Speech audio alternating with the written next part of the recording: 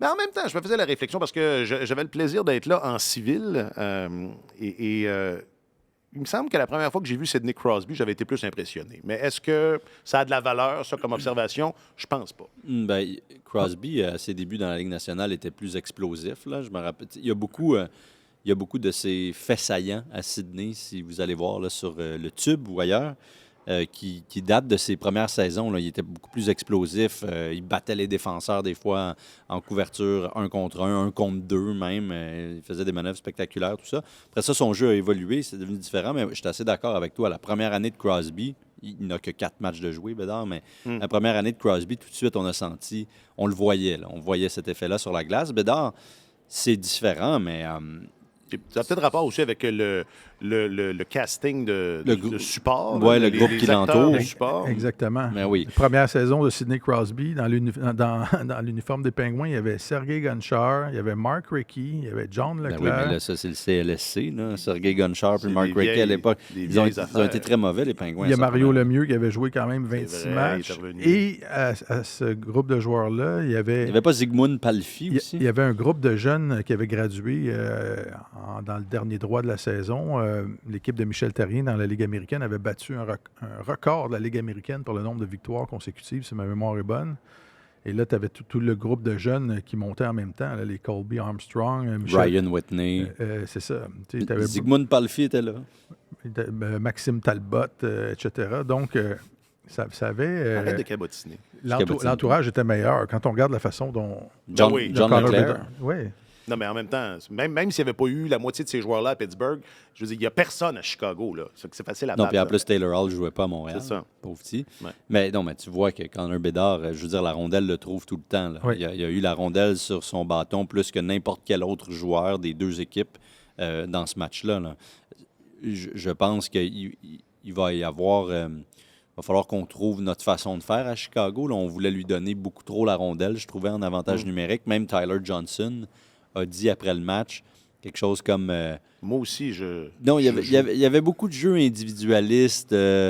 C'était un peu comme ça, je me rappelle plus de sa citation exacte, là, mais on pensait un peu trop à nous-mêmes là, en avantage numérique, un peu trop de jeux individualistes. Tout ça, c'était une flèche à peine déguisée à l'endroit de Bédard où tout semblait passer par lui. Les Blackhawks ont été blanchis en 7 supériorités numériques et lui a décoché au total, je pense, un nombre de tentatives de tir, je vais le retrouver, mais il y en avait vraiment plusieurs, là, plus d'une douzaine. Donc, je pouvais comprendre ce que Johnson disait. Là. Visiblement, lui trouvait que Bédard n'avait pas encore compris comment jouer en équipe au sein de la Ligue nationale, que là, oui, c'est leur homme, là, mais qu'on ne peut pas jouer dans la LNH comme on jouait dans le junior ou ailleurs, puis plus tout faire par lui-même tout seul. Il a besoin de son monde. Sauf que son monde, justement, c'est pas non plus la panacée. tu sais. Ça se poser la question. Ouais. Son monde est décimé, puis on regarde Corey Perry depuis le début de la saison, il joue plus que 17 minutes par match. Là. Ça fait 5 ans, je pense, qu'il n'a pas joué autant que ça. Ça en dit long. Tu sais, Mais- ce genre de vétéran-là est supposé être là pour apporter une stabilité, jouer sur les derniers trios, contribuer sur les unités spéciales, un petit peu à 5 contre 5. Mais quand un gars comme ça joue 17 minutes et quelques par match en moyenne, ça donne une idée de la profondeur. Là. Ça va être une longue saison. Ils ont battu les Maple Leafs. Ben oui, il a marqué le but gagnant à Toronto. Oui, il y a Perry. eu toute une soirée. Mais est-ce que pendant 82 matchs à 37-38 ans, c'est ça devient difficile. Cela dit, Perry a encore ses fans parce qu'il y a quelqu'un qui voulait. Exact. Quelqu'un qui est allé chercher un de ses bâtons On à la a, fin croisé, du match. on a croisé Carey après en sortant du vestiaire, puis il se promenait avec un bâton de droitier. Puis avec un collègue, on se demandait si c'était pas le bâton de Connor Bedard. Tu sais. Puis, Carey Price, là, pour ceux qui. Carey Price, oui, qui était au match. L'ancien gardien. d'ouverture. Celui-là, là. Excuse-moi. Puis, J'arrête de cabotiner. non, il est allé voir Perry, puis il a demandé son bâton. Donc, il est reparti avec un petit souvenir là, de son ancien chum. C'était rigolo. Quelle belle parenthèse. OK, on emballe sur Bédard. Ben, les huées, il a trouvé ça drôle, Martin. Il a trouvé ça drôle, Connor. C'est pas une marque de respect. C'est pas une marque. T'es spécial, Connor. On t'a eu juste parce que tu joues pas pour nous autres. On fait ça pas. On fait pas ça avec tout le monde. Le gars a 18 ans, il commence Ouais. dans la Ligue nationale. Qu'est-ce que ça apporte au match de huer ce gars-là quand il touche à la rondelle? Quel genre d'esprit sportif Oui. Tu sais, les gens payent habituellement pour aller voir ces vedettes-là. Quand ils sont en ville, C'est ça, ils payent, ils ont le droit de faire ce qu'ils veulent.